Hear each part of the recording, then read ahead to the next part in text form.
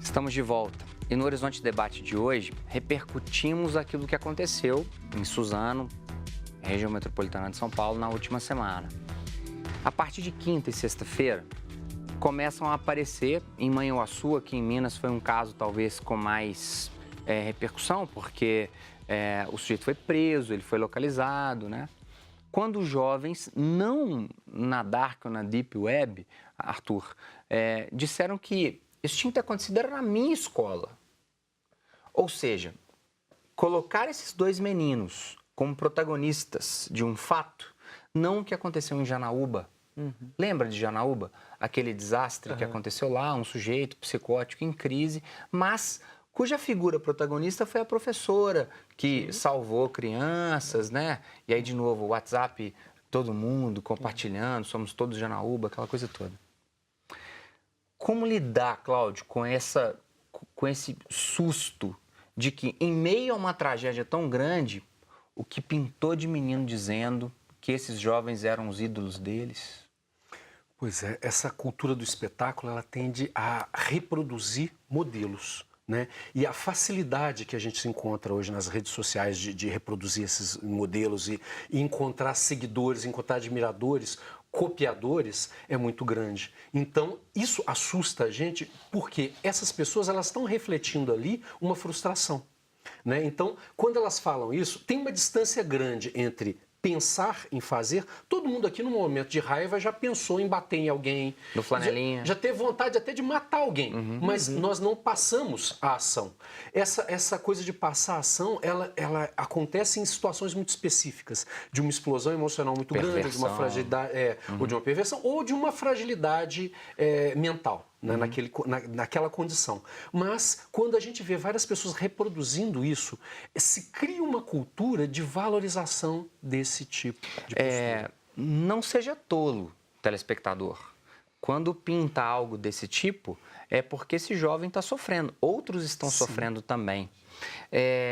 A Rosângela, professora da rede particular e pública daqui de Minas, ela coloca parabéns pelo tema em debate, muito importante para esse momento em que a nossa sociedade está carecendo de socorro. Ô, Rosângela, obrigado. Agora, Luciana, Arthur, Cláudio, olha que posição bacana da Cíntia. Acho que a Cíntia é nossa colega psicóloga, viu, Cláudio? A educação prevalece nas instituições, a questão do processo de subjetivação, mas que não respeita essa pessoa, Luciana, como um ser único.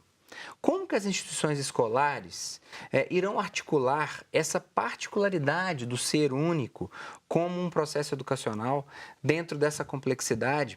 Eu acho que é bacana pensar, por exemplo, que até agora uma das proposições para esse novo governo foi tocar o hino nacional, militarização das escolas. Como pensar... Determinar código de roupa, isso, de cor de roupa. De cor. Como que é pensar o ser único dentro de um espaço? Eu estou aqui lembrando agora do moedor de carne do Pink Floyd The Wall, sabe?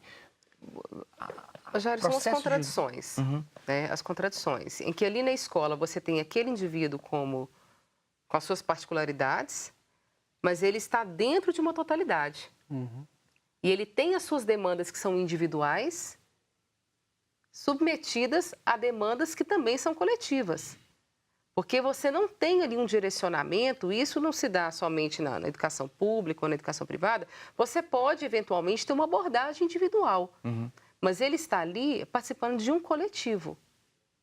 Mas falta estrutura, falta leito psiquiátrico, falta um suporte maior para que esse jovem possa pedir ajuda. Então, essa é a rede de apoio que eu citei anteriormente. O que acontece? A gente não pode pensar numa responsabilidade única para esse tipo de ocorrência e nem numa solução única. O que acontece? A escola, ela não está sozinha ali naquele processo de educação. A gente não pode pensar a educação isolada de uma assistência social, de uma assistência de saúde pública. Da paróquia que é vizinha dessa escola, né? Sim, da comunidade, da família.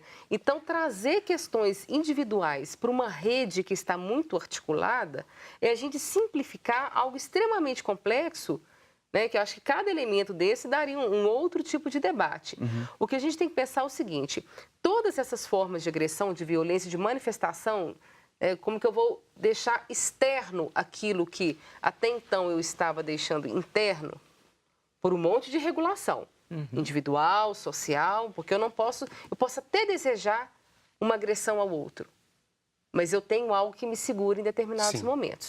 E esse algo é que é importante ser construído. Sim. Né? A escola tem um papel importante, Tem um papel, mas não é um papel único. E a sociedade tem, porque tem um autor maravilhoso, um psicólogo maravilhoso, está velhinho, eu imagino que esteja vivo, Philip Zimbardo, né, o que fez aquele experimento famoso com os alunos que simulavam prisão, né, e que alguns, né, ele é um cara extraordinário, e ele fala uma coisa muito importante, né? Hoje ele trabalha com a perspectiva de criar heróis ele usa a expressão stand-by, em alerta, que ele fala que a pessoa, para agir como herói, ela não precisa ter superpoderes, ela precisa saber intervir em situações de abuso, em situação de dominação de um poderoso sobre um menos poderoso, e ele fala que o fundamental para desenvolver isso é o sentimento de empatia com o outro, que é diferente de simpatia, né? Simpatia é eu tentar agradar as pessoas para ficar bem, empatia é eu me colocar no lugar do outro, saber o que é a dor do outro. Então ele fala que a sociedade precisa trabalhar junto com a escola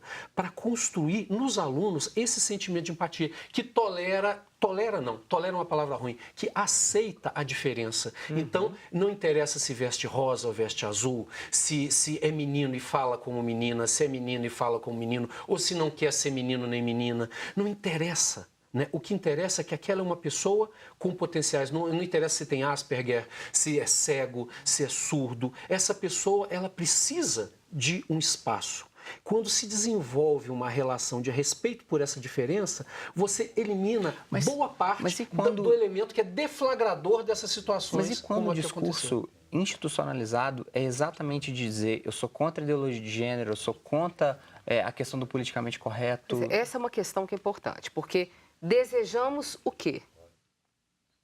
Que tenhamos aí uma formação de crianças e adolescentes que tenham plena consciência e plena aceitação de que o outro é diferente de si e que tudo bem ser diferente, que não há problema nessa diferença. Seja em relação a gênero, a uma questão de vestimenta, de nível social, né? Então, essa não é a questão. Por causa do estranhamento com a diferença. Sim. Eu exercito aquele poder que a Luciana falou agora há pouco, menosprezando sobre o diferente. Então, quando você cria uma ideia que o diferente não é tão diferente assim, pela convivência, pela proximidade, você diminui muito. Qual que é a referência da diferença? É o outro que é diferente de mim ou eu que sou diferente do outro? Agora, Arthur, Aí a escola, só um minutinho, Jara, que é importante demais isso que o Cláudio trouxe, porque a escola, ela caminha, ou ela tende a caminhar para ensinar e proporcionar esses momentos de aprendizagem. Então, quando você tem um discurso, tá, que não depende de uma questão partidária, mas que atualmente se dá num governo eleito, de ir na contramão disso, de anular nas escolas esses momentos de reflexão, o estímulo ao pensar. Então, isso é muito sério, porque a gente está banalizando um processo de simplificação, né, da questão da violência, simplificando processos de opressão que se dão em relação a gênero, novamente, né, em relação ao meu colega ali, porque de repente eu estou reproduzindo o que meu pai faz com a minha mãe em casa. Agora, em um universo, então, a gente não pode simplificar, né, Arthur, isso, né? Que é um universo fantástico exatamente por ser diverso, por ser muito amplo, né? Cláudio, a gente tinha 4 canais de televisão em casa. Sim. Essa meninada hoje em dia não assiste mais televisão, né? A maior multitelas, parte deles, são multitelas. Eles assistem, e aí você entra, né, voltando, né, naquela história, quando você, como o Cláudio colocou, quando você, de alguma forma, oprime o acesso ou controla demais o acesso, o acesso é unilateral, é só a minha opinião, né, não existe essa interação, as pessoas começam a sentir a necessidade de falar.